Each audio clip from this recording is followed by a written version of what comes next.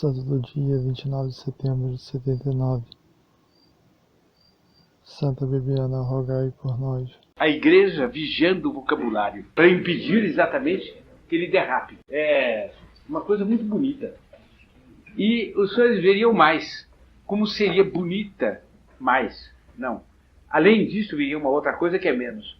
Como seria bonito que todos nós na TFP tivéssemos um vocabulário onde nunca a palavra tivesse seu sentido revolucionário. Que bem isso faria as nossas almas e as almas dos outros. Seria uma meta a se definir e a se visar em determinado momento. Eu agora passo, então, para a questão do entusiasmo.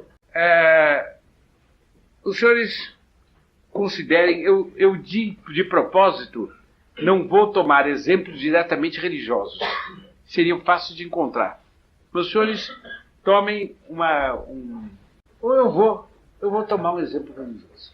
Mas assim mesmo é um exemplo religioso que determina um entusiasmo não diretamente religioso. E por causa disso me serve.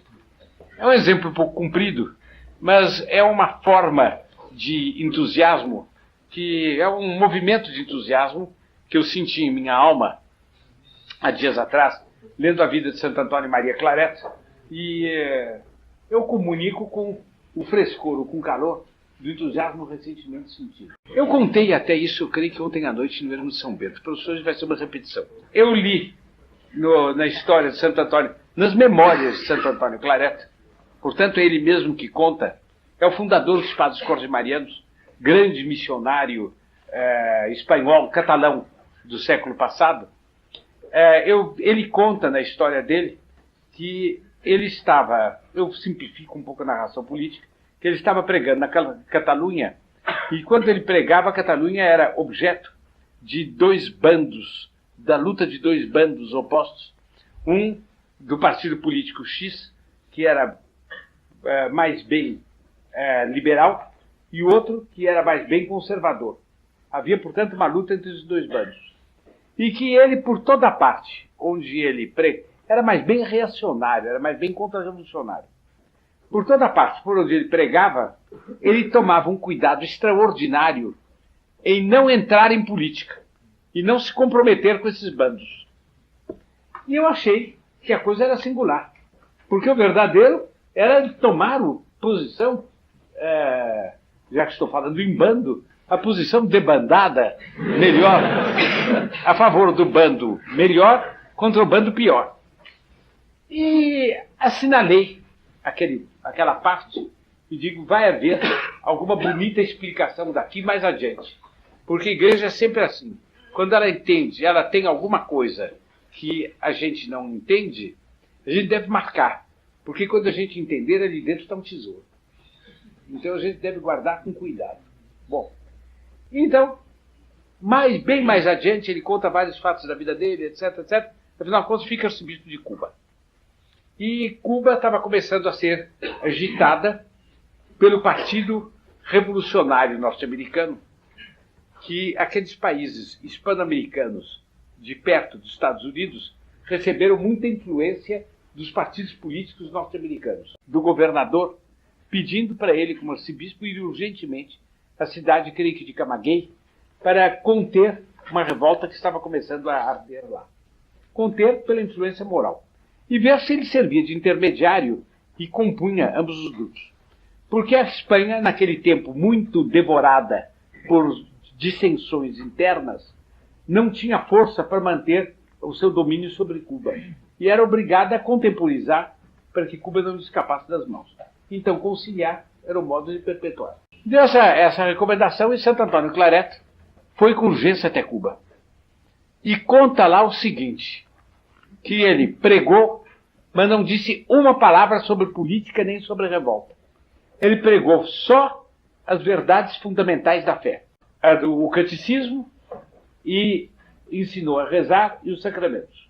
Agora ele era um grandíssimo pregador, um santo. Ele conta com toda a naturalidade que, terminada a missão dele, as missões dele parece-me que costumavam durar 15 dias.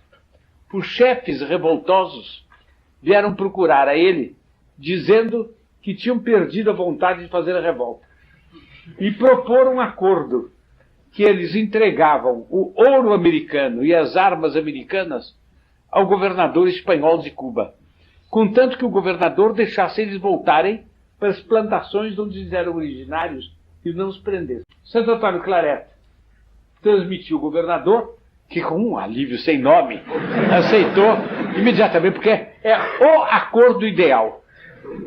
Agora vem a razão do meu entusiasmo. Como ele soube fazer a contra-revolução tendencial a melhor que pode haver. E com isso, ele fez contra-revolução B. Ele conseguiu o que tropa nenhuma conseguiria. E sem falar de política. Simplesmente pondo nas almas as boas tendências, nasceu um desagrado pelas más ideias e más ações. Eu não quero dizer com isto que fazer a República seja uma má ideia, mas eu acho que, naquela ocasião, era uma má ideia fazê-la naquele contexto histórico. Eu não falo aqui, em princípio, o ensinamento de Leão XIII é muito claro, mas eu falo daquele contexto histórico. Era uma má ideia. As pessoas deixaram as más ideias sem que ele falasse da coisa, simplesmente pela posição tendencial dele, perfeitíssima, santíssima, foi dando uma saturação do ouro, uma saturação da violência, uma saturação da aventura, uma saturação do poder, um gosto de rezar e de viver na calma, tranquila e religiosa da plantação. Então, meu inimigo de ontem, meu irmão de hoje, toma as minhas armas e toma meu ouro. Eu vou para o meu recolhimento, minha oração e meu sossego. Eu acho isto uma vitória muito mais brilhante do que qualquer vitória de César. Mas qualquer. A mim me entusiasma esta forma de poder. Não sei se eu cheguei a explicar bem o fenômeno e o que é que o fenômeno tem de entusiasmante. Notem que eu não estou falando da santidade da ação. Eu estou deixando o aspecto religioso de lado. A profundidade desta ação psicológica, o acerto com que ele conseguiu fazer uma ação dessa natureza e depois a amplitude do fruto alcançado, o que dá uma ação prudencial magnífica. Isto a mim me entusiasma como operação, sem falar do fim sacrossanto que isso tinha, que era de levar essas almas a Deus através dos caminhos da salvação, que é muito mais ainda do que o que eu estou dizendo agora. Mas só este modo de operar a mim já me entusiasma.